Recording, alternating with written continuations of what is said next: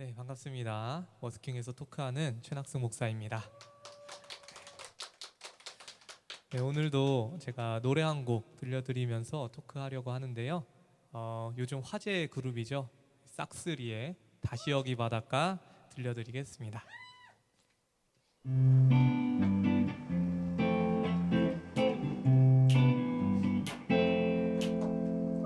나 다시 또 설레요.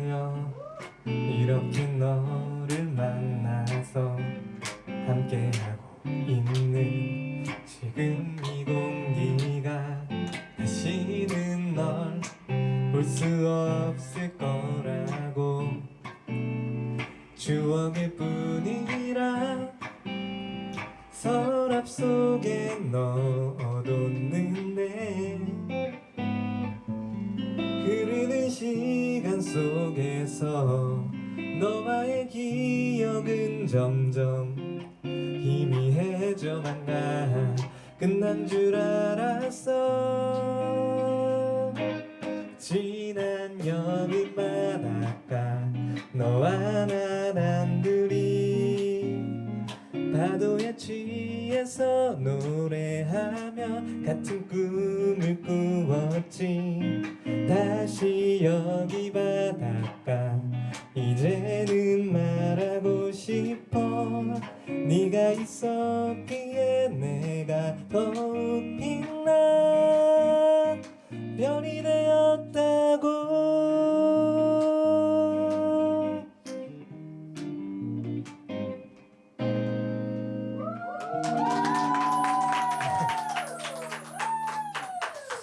네, 화제의 그룹이죠. 놀면 뭐하니에서 프로젝트로 만든 그룹 싹쓰리의 곡이었습니다. 이 그룹이 왜 화제가 됐냐면 당대 최고의 스타였던 이효리, 비 그리고 유재석이 같이 모여서 만든 그룹이라 그래요. 그리고 또 제가 방금 들려드린 노래가 이제 이효리 씨의 남편이신 이상순 씨가 작곡한 곡이라서 더 화제가 되었습니다. 굉장한 인기몰이를 해서 지금 거의 아이돌들을 전멸시키고 1등을 했어요. 그래서 M 카운트다운에 나와서 1등 소감하는 영상을 제가 보게 됐습니다. 다 늙은 아줌마들 아저씨가 나와서 1위를 했다고 소감을 발표하는데 가요 프로그램에선 쉽게 볼 수 없는 소감이 나옵니다. 남편 제가 1등 했어요. 뭐 이런 소감이 나오는데 굉장하죠. 이효리 씨가 작곡가인 자기 남편한테 감사의 소감을 했고요. 그리고 비가 팬 여러분들에게 했고, 그리고 유재석 씨가 제작진에게 감사하더라고요.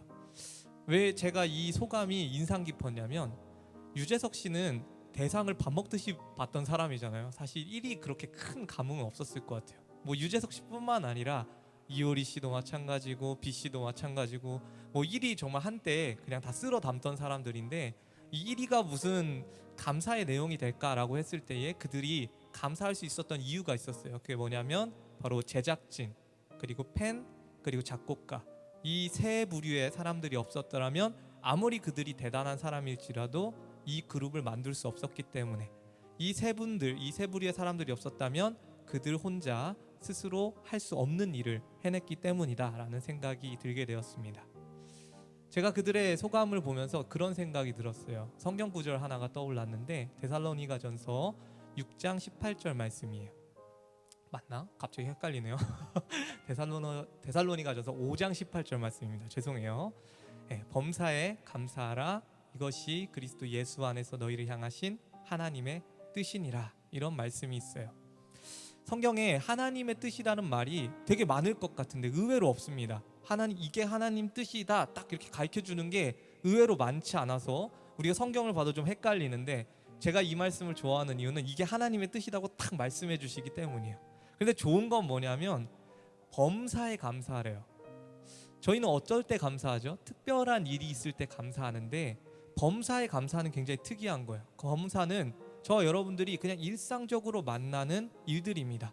숨을 쉬는 것, 좋아하는 사람들과 만나는 것, 좋은 시간을 보내는 것, 휴식하는 것, 뭐 노래하는 것, 여러 가지 일들, 그냥 평범한 일들이에요. 그런데 왜 이게 성경에 하나님의 뜻이다라고 되어 있냐면 이것은 믿음이 없이는 절대 할 수 없는 감사이기 때문입니다.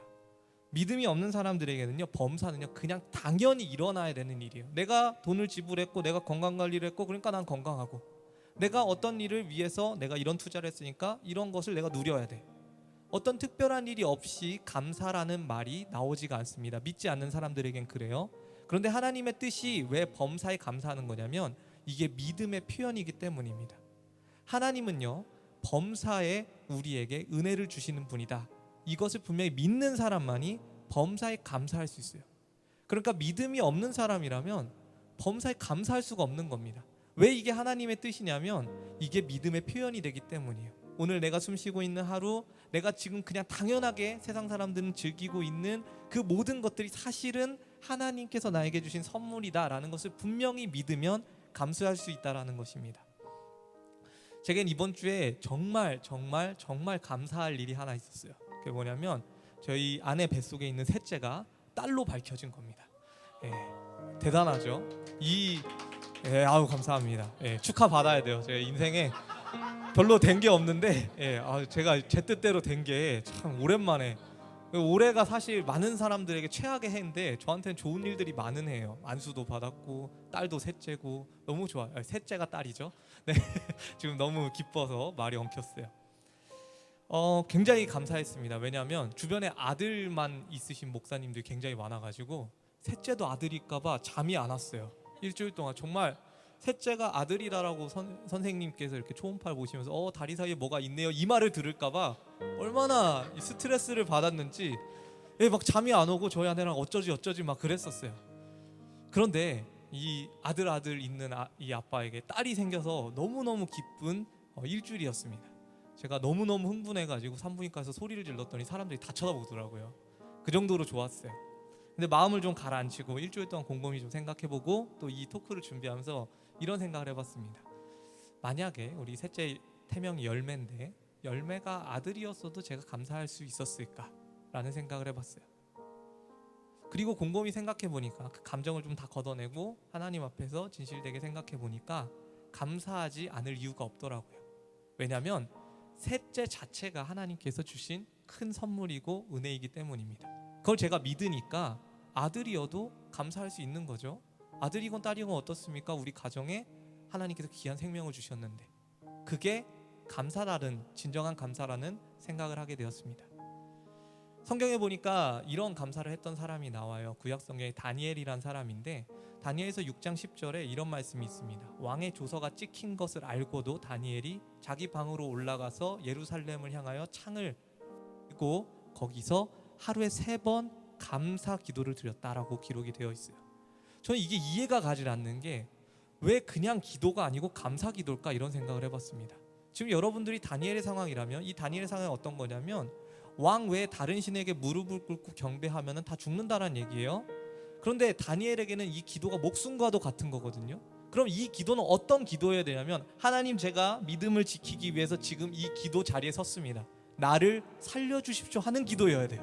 그렇죠? 그런데 감사하였더라로 끝나버려요. 이게 너무 미스테리한 그런 말씀이었어요. 그런데 오늘 데살로니가 전서의 그 말과 이어보니까 다니엘의 감사가 뭔 줄 깨달았어요. 다니엘은요 사실 감사할 것이 많은 사람이기도 하지만 적은 사람이기도 합니다. 어렸을 때 전쟁포로로 끌려왔어요. 죽을 고비를 몇 번이나 넘겼어요.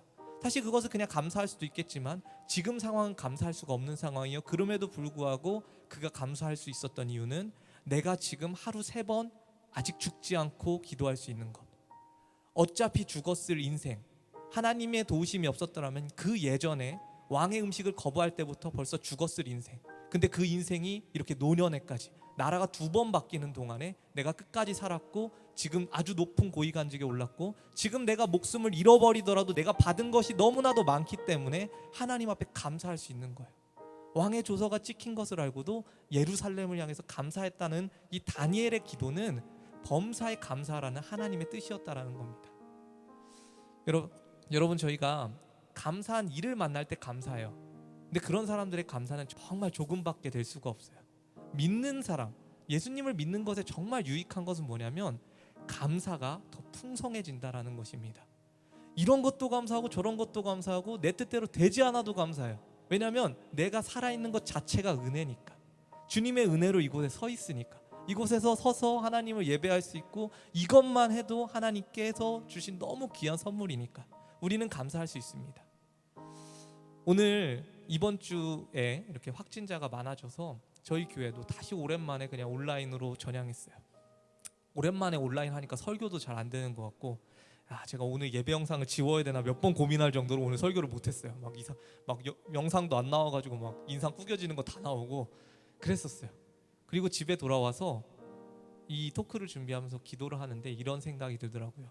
회개가 아니라 감사를 회복해야 되겠다.